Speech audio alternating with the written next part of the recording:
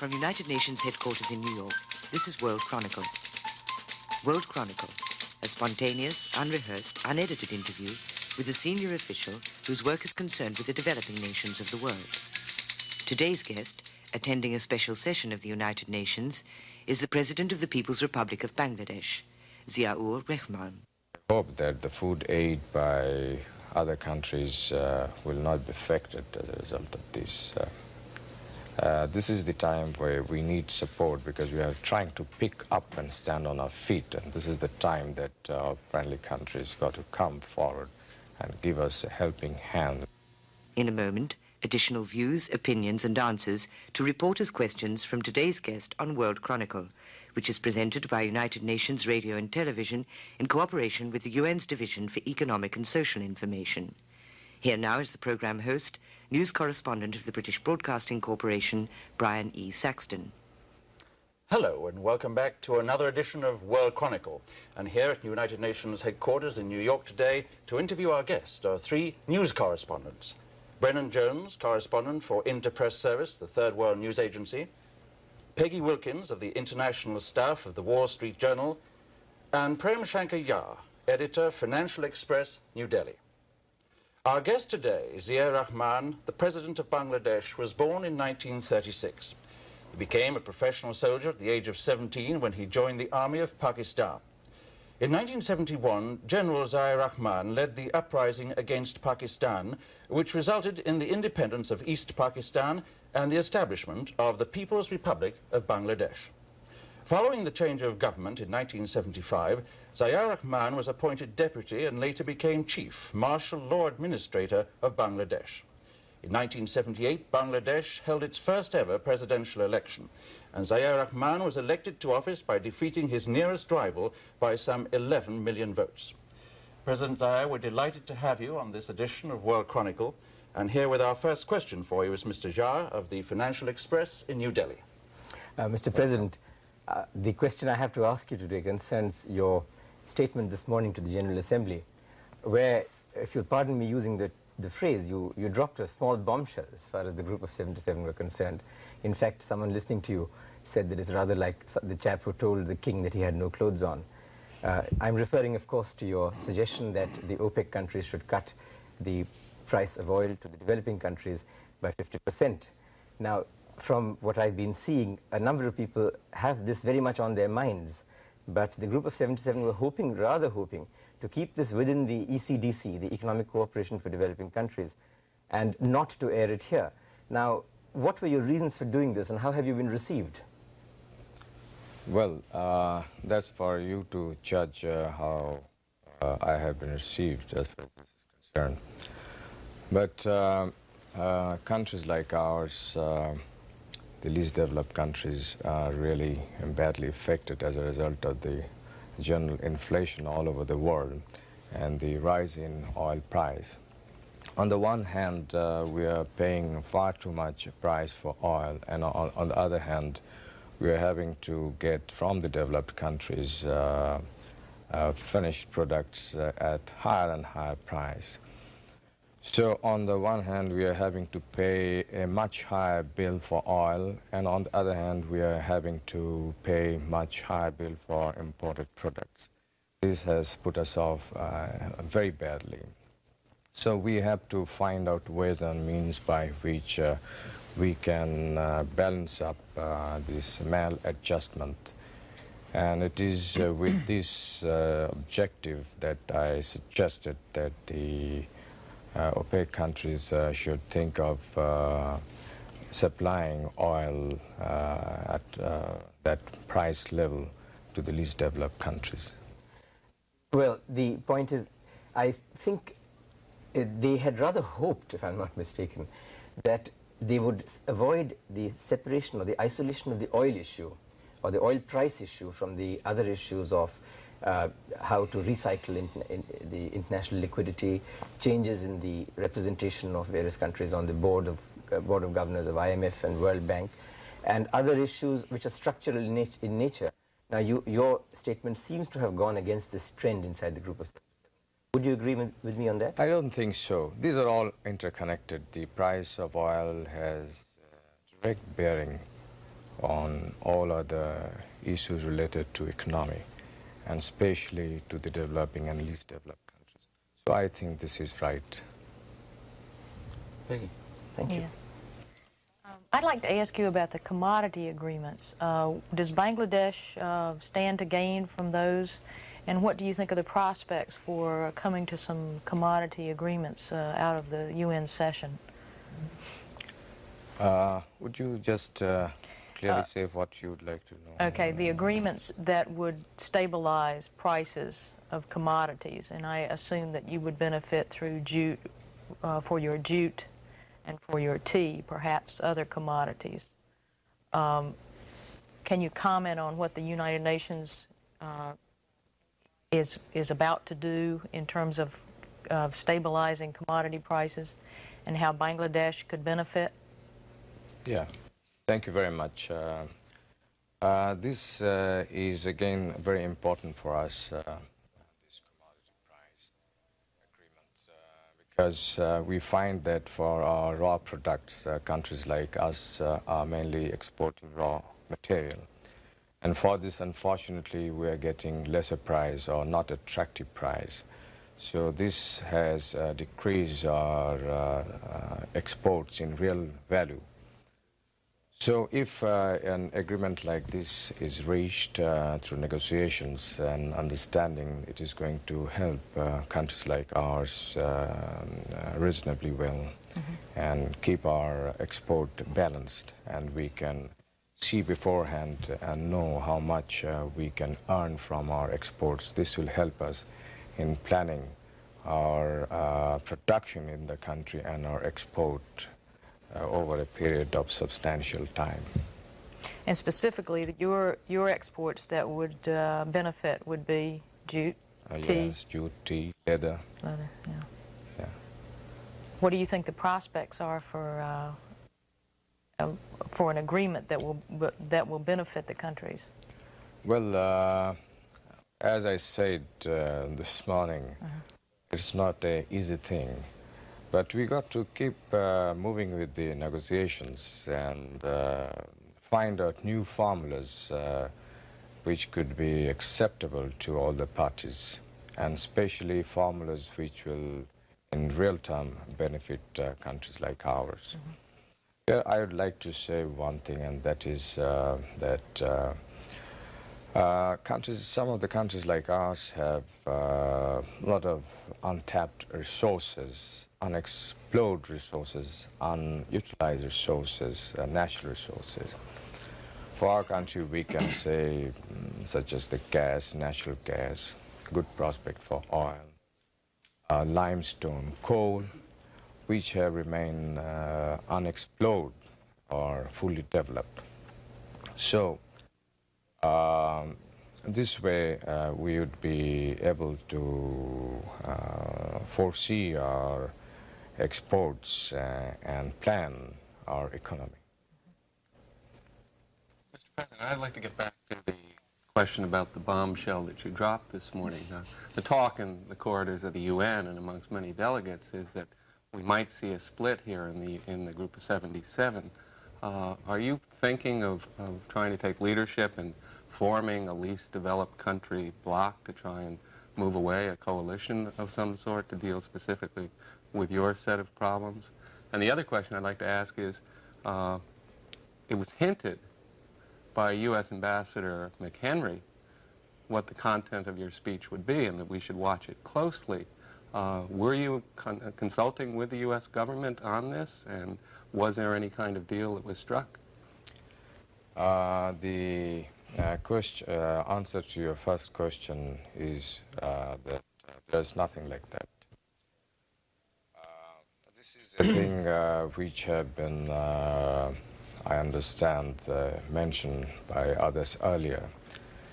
And we felt that it is better to say it here, and I don't think this has any prospect of splitting the group of 77. And let me tell you, we had no talks with anybody on this count. If anybody said, must have said on their own. But then how did Ambassador McHenry say with great confidence? He said, I don't want to steal the thunder of President Ziaur, who will be talking to you a little later, but you should listen to the speech being given by the President of Bangladesh and what he has to say about the energy question and the price of oil. I'm just quoting him. Well, I think you should ask him to answer this question. He must have good intelligence. I'd like to refer to a very interesting magazine article recently, sir, which described you as being the super salesman from Dhaka, taking the message around the world that Bangladesh has a stable government and is emerging as an attractive trading partner for both East and West. Did you see that? And if you didn't, how would you react to that? Well, I don't know, but during the last 1 or 2 years, I have undertaken trips to really many countries, both in the East and the West. The object, one should have understood that we were colonized for a long period, as a result of which we remain undeveloped, whereas we have tremendous resources. Firstly, the land is so fertile, and in agriculture, our return is so low. As I said a few minutes ago, we have several others, very valuable natural resources which have remained undeveloped, unexplored. For this, we got to talk to people who have the money, who have the technical know-how. And apart from this, being a new country, I had decided to visit as many countries as possible. And I think these visits have really helped us a lot to project Bangladesh in other countries and discuss with those countries' leaders as to how economic cooperation could be built up. And as a result of these visits, our assistance from abroad has increased over the last 2-3 years, and the economy in our country are gradually picking up. May I come to a related question to this one, which is the one of, shall we say, regional cooperation. One of the problems that we all face in common is, in fact, the oil price, if you like, the balance of payments problem. And it seems to me that the best thing what we possibly do is try and the countries most affected, least developed, most seriously affected, doesn't really matter which, that we should try and buy as much from each other and possibly try for better terms. Now, for instance, all the 4 countries of the subcontinent have an interest in tea, in jute, in leather, and textiles to a large extent. And at the same time, at least one of the countries, which is India, is producing many of the products that you would need, for example, cement or textile machinery, at very, very much lower than world prices. Now, what is anything being done? Are you thinking of something towards regional cooperation, or is it all snagged up on big issues like the Farakka barrage and things like that? You see, you are aware that a few months ago, Bangladesh proposed a forum on the basis of South Asian countries. And this has been well received by the various countries of South Asia region. And the object is that through this forum, we could do many things which will benefit the region as a whole.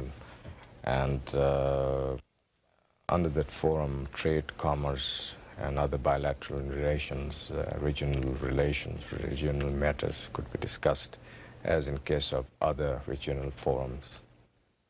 I'd like to pursue a question on the issue of food aid, which is certainly an issue in the United States where this can be seen.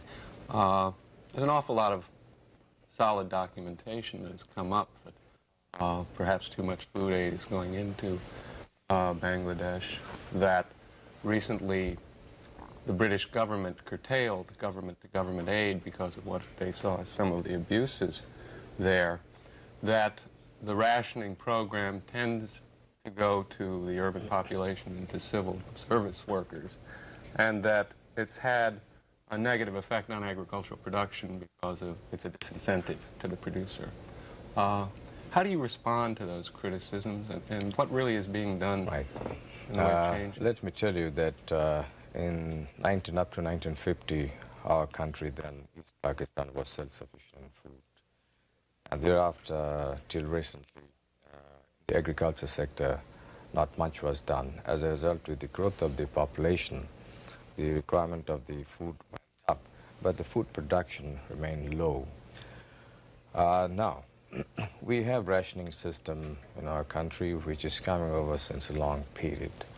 Now, the object of our government is to gradually get rid of this rationing system, which is mainly concentrated in the urban areas, but we are trying to sort of distribute more and more in the rural areas. And lately we have started open market operation, whereby at a certain price we sell out in the markets rice and wheat to keep the market price steady. At the same time, we have undertaken special measures to procure a lot of food grains, and right now we have 1.2 million roughly food stock with the government. We are giving a lot of encouragement to the farmers by price support, and in future we are going to do a lot more. The object is ourselves to become self-sufficient in food so that we don't have to get really food from abroad. It's not a good thing. But realistically, you are going to need additional food aid for the next several years. And what is the impact of the British government curtailment? I'm coming to that point. Let me tell you that we shall be self-sufficient in food earlier than anybody thinks, and we have taken certain measures on that count, and we are beginning to get the results. As far as... When do you expect food self-sufficiency? I think in the next 2-3 years' time, or maybe a little more, maybe a little less, because we have launched a sort of special program on this count, and we have got very good results, and the next 1 year will give very solid indication about it. Our objective is not to become self-sufficient alone, but we are going for doubling food production in the next 5-6 years' time from now. For this, we are mobilizing the people to take to voluntary works for re-excavating the silted up canals and rivers with a view to doing irrigation, bringing more and more land under irrigation. And in the last winter, we did massive work on this count, and through voluntary means we brought more than 600,000 acres of land under irrigation, virtually at no cost. And next winter, which is our dry season, we are going to undertake 3 times more than this work. That means we will try about 1.5 million acres to be brought additional under irrigation by unconventional method. So this is a great effort that is coming up in our country, and I hope this question will not arise very much in the near future. And do you think the British action will affect well, the U.S. food aid program? Which is certainly large? Britain has reduced the food aid as compared to before because of certain other reasons also. But I hope that the food aid by other countries will not be affected as a result of this. This is the time where we need support, because we are trying to pick up and stand on our feet, and this is the time that our friendly countries got to come forward and give us a helping hand in a big way. Perhaps on that we move into, I think, into another area which is very much in the news these days, Islamic solidarity. As you know, Bangladesh talks constantly of the need for increased solidarity. So I think we do have to ask you the question, how do you view recent events in Afghanistan and Iran as being a potential threat to that solidarity?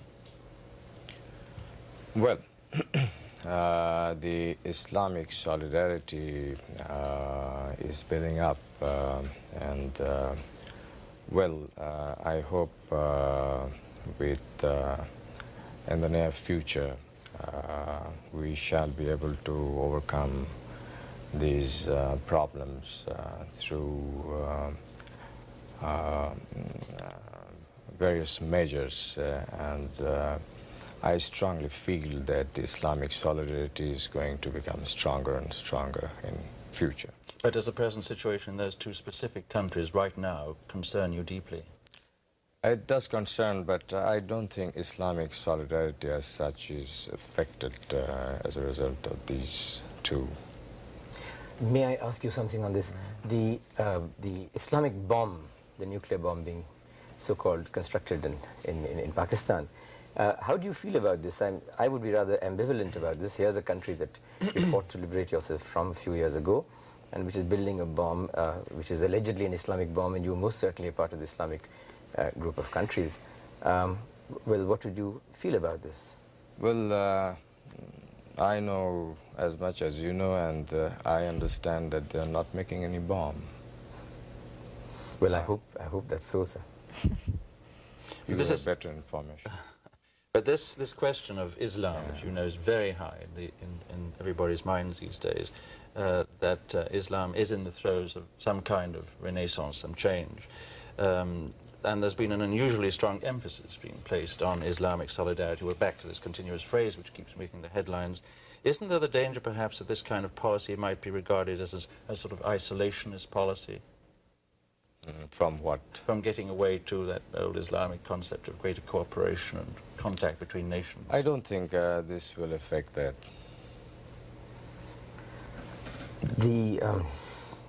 I wonder if... no, please, after. Are you said on the same line? If we like have to in our shift it. few minutes left, I'd love to pursue this because it is a terribly interesting Well, I wanted to ask you about a little more about Afghanistan and your reaction to the problem there, and how you feel, what can be done. I mean, what would you like to see? Well, I think our position on Afghanistan is quite clear.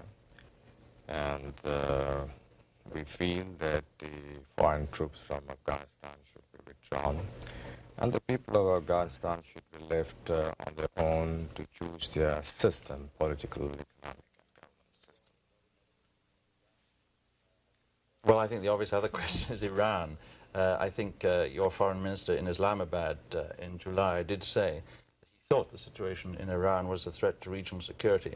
And I think there was the idea of setting up a contact group to help solve that problem. What has been the latest news on that? Well, I precisely don't know, but I think they are making all efforts to work out some understanding with the present Afghan people or government. I don't understand. I don't have the exact information, but they are approaching in various ways to realize their objective. My question gets back to what the UN is doing here in the special session. I think most people have the assessment that not much is going to come out of it, which leaves Pakistan, or Bangladesh, very much in a situation like a lot of developing countries. Insufficient assistance from the North, or concessions by the North, and probably not much from OPEC. What does a country like yours do then, given the inflation rate, given the world economic crisis? And if you could also follow that up on what do you tell the world in terms of the things you are doing to meet your own energy needs within Bangladesh? Good, I think that's a very good question. It's a very difficult problem, let me tell you.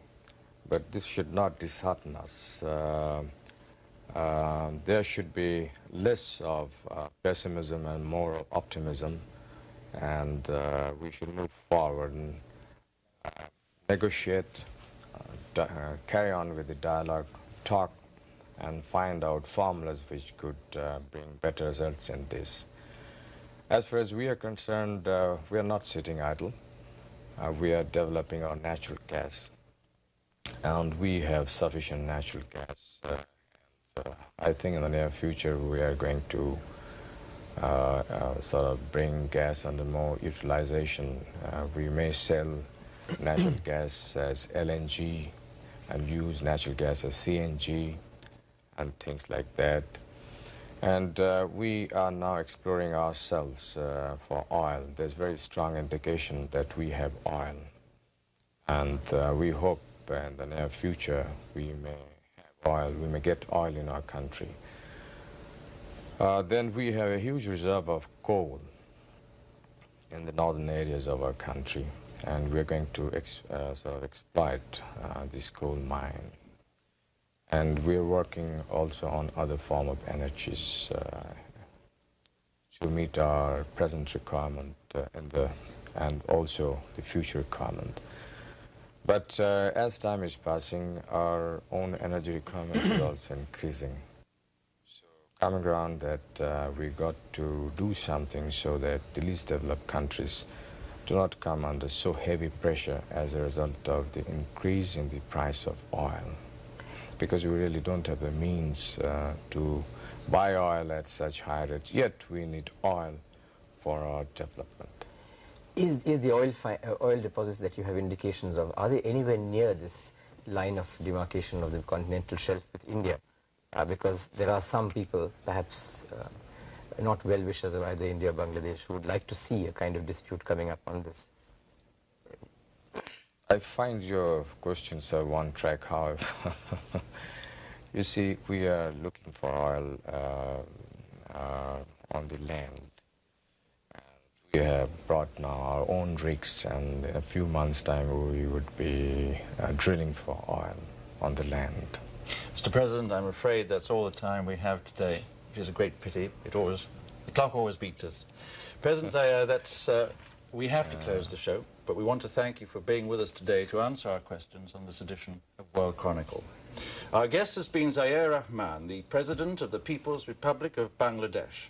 President Rahman, here to attend a special session of the United Nations General Assembly, was interviewed here at UN headquarters in New York by Brennan Jones, correspondent for Interpress Service, the Third World News Agency, Peggy Wilkins of the International Staff of the Wall Street Journal, and Prem Shankar Jha, editor of the Financial Express of New Delhi. And I'm Brian Saxton, thanking you for being with us and hoping you'll join us again for the next edition of World Chronicle.